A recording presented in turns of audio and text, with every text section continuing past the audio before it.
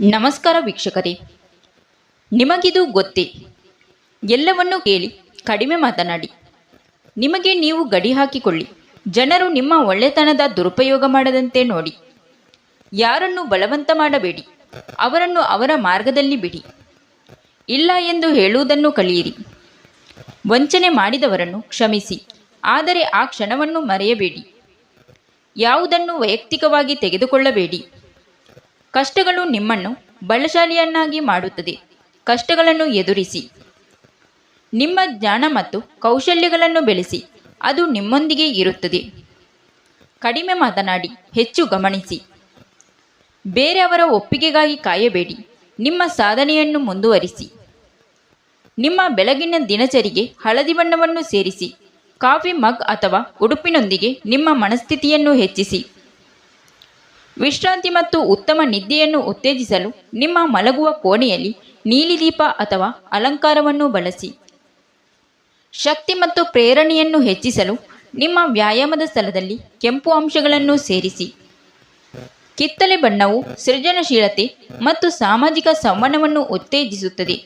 ನೀವು ವಿಚಾರಗಳನ್ನು ಚರ್ಚಿಸುವ ಪ್ರದೇಶದಲ್ಲಿ ಕಿತ್ತಳೆ ಬಣ್ಣದ ಲೇಖನ ಸಾಮಗ್ರಿಗಳು ಅಥವಾ ಅಲಂಕಾರವನ್ನು ಬಳಸಿ. ಒತ್ತಡವನ್ನು ಕಡಿಮೆ ಮಾಡಲು ಮತ್ತು ನೆಮ್ಮದಿಯನ್ನು ಹೆಚ್ಚಿಸಲು ನಿಮ್ಮ ವಿಶ್ರಾಂತಿ ಪ್ರದೇಶದಲ್ಲಿ ಲ್ಯಾವೆಂಡರ್ ಬಣ್ಣದ ವಸ್ತುಗಳನ್ನು ಬಳಸಿ. ಸಿಗದ ವಸ್ತುಗಳಿಗೆ ಬೆಲೆ ಹೆಚ್ಚು. ನೀವು ಯಾವಾಗಲೂ ಲಭ್ಯವಿದ್ದರೆ ಜನರಿಗೆ ನಿಮ್ಮ ಮೌಲ್ಯ ತಿಳಿಯುವುದಿಲ್ಲ. ಸ್ವಲ್ಪ ದೂರವಿರಿ. ಆಗಲೇ ಆಗಿಬಿಟ್ಟಿದೆ ಎಂದು ವರ್ತಿಸಿ. ನಿಮ್ಮ ಗುರಿ ತಲುಪಿದಂತೆ ವರ್ತಿಸಿ. ನಿಮ್ಮ ವಿಶ್ವಾಸ ನೋಡಿ ಜನ ನಿಮ್ಮನ್ನು ಅನುಸರಿಸುತ್ತಾರೆ. ಎಲ್ಲವನ್ನೂ ಹೇಳಬೇಡಿ. ರಹಸ್ಯವಾಗಿಟ್ಟರೆ ಕುತೂಹಲ ಹೆಚ್ಚುತ್ತದೆ.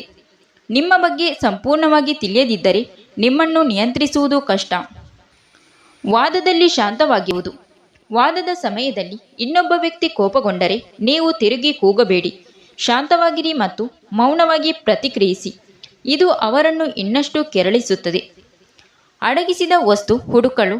ಇನ್ನೊಬ್ಬ ವ್ಯಕ್ತಿ ಮರೆಮಾಚಿದ ವಸ್ತುವನ್ನು ನೀವು ಕೋಣೆಯಲ್ಲಿ ಹುಡುಕುತ್ತಿದ್ದರೆ ನನಗೆ ಸಿಕ್ಕಿತು ಎಂದು ಜೋರಾಗಿ ಕೂಗಿ.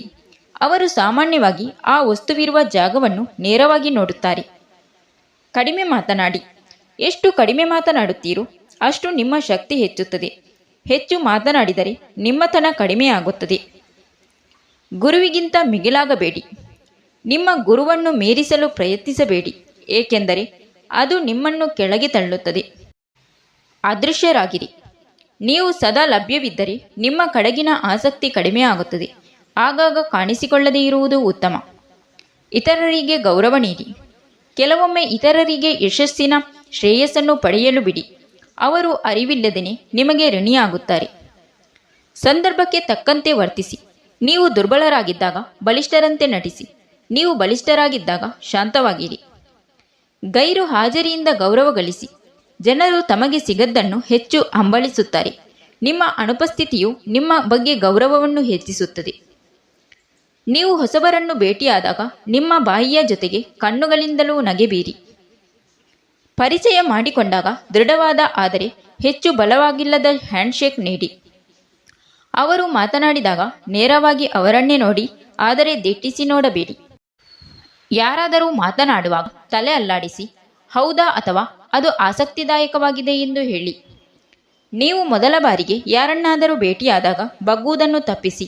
ನಿಮ್ಮ ಬೆನ್ನನ್ನು ನೇರವಾಗಿ ಇಟ್ಟುಕೊಳ್ಳಿ. ನಿಮಗೆ ಸೀನು ಬರುತ್ತಿದೆ ಎಂದು ಅನಿಸಿದರೆ ನಿಮ್ಮ ನಾಲಿಗೆಯನ್ನು ನಿಮ್ಮ ಹಲ್ಲುಗಳಿಗೆ ಒತ್ತಿ ಹಿಡಿಯಿರಿ. ನಿಮಗೆ ಸ್ನಾಯು ಸೆಳೆತ ಇದ್ದರೆ ಆ ಸ್ನಾಯುವನ್ನು ಮಸಾಜ್ ಮಾಡಿ ಮತ್ತು ನೀರು ಕುಡಿಯಿರಿ. ನಿಮಗೆ ಹೊಟ್ಟೆ ಉಬ್ಬಿದಂತೆ ಅನಿಸಿದರೆ ನಿಂಬೆಹಣ್ಣು ಬೆರೆಸಿದ ಬಿಸಿ ನೀರನ್ನು ಕುಡಿಯಲು ಪ್ರಯತ್ನಿಸಿ. ನಿಮ್ಮ ಕಣ್ಣುಗಳು ಒಣಗಿದ್ದರೆ ಕೆಲವು ಸೆಕೆಂಡುಗಳ ಕಾಲ ವೇಗವಾಗಿ ಕಣ್ಣುಗಳನ್ನು ಮಿಟುಕಿಸಿ. ಕೇವಲ 2 ಬಾಳೆಹಣ್ಣುಗಳು 90 ನಿಮಿಷಗಳ ತೀವ್ರವಾದ ವ್ಯಾಯಾಮಕ್ಕೆ ಬೇಕಾದಷ್ಟು ಶಕ್ತಿಯನ್ನು ನಿಮಗೆ ನೀಡುತ್ತದೆ. ಮಲಗುವ ಮುನ್ನ ಸೌತೆಕಾಯಿಗಳನ್ನು ತಿನ್ನುವುದು ನೀವು ಉಲ್ಲಾಸದಿಂದ ಮತ್ತು ತಲೆನೋವು ಇಲ್ಲದೆ ಎಚ್ಚರಗೊಳ್ಳಲು ಸಹಾಯಕವಾಗುತ್ತದೆ. ಬೆಳಿಗ್ಗೆ ಎಚ್ಚರಗೊಳ್ಳಲು ಕಾಫಿಗಿಂತ ಸೇಬುಗಳು ಹೆಚ್ಚು ಪರಿಣಾಮಕಾರಿಯಾಗಿದೆ. ಕ್ಯಾರೆಟ್ಗಳು ನಿಮಗೆ 3 ಮೈಲುಗಳಷ್ಟು ನಡೆಯಲು ಶಕ್ತಿಯನ್ನು ನೀಡುತ್ತದೆ. ಕೆಲವು ಜನರು ನಿಮ್ಮನ್ನು ಬೆಳೆಸಲು ಮಾತ್ರ ಇರುತ್ತಾರೆ, ನಿಮ್ಮ ಜೀವನದಲ್ಲಿ ಶಾಶ್ವತವಾಗಿ ಇರಲು ಅಲ್ಲ. Thank you for watching. ಸ್ನೇಹಿತರೆ, ವಿಡಿಯೋ ಇಷ್ಟ ಆದರೆ ನಿಮ್ಮ ಫ್ರೆಂಡ್ಸಿಗೆ ಶೇರ್ ಮಾಡಿ, ಚಾನಲ್ನ ಸಬ್ಸ್ಕ್ರೈಬ್ ಮಾಡಿಕೊಂಡು ನಿಮ್ಮ ಅನಿಸಿಕೆಗಳನ್ನು ಕಮೆಂಟ್ ಮೂಲಕ ತಪ್ಪದೇ ತಿಳಿಸಿ.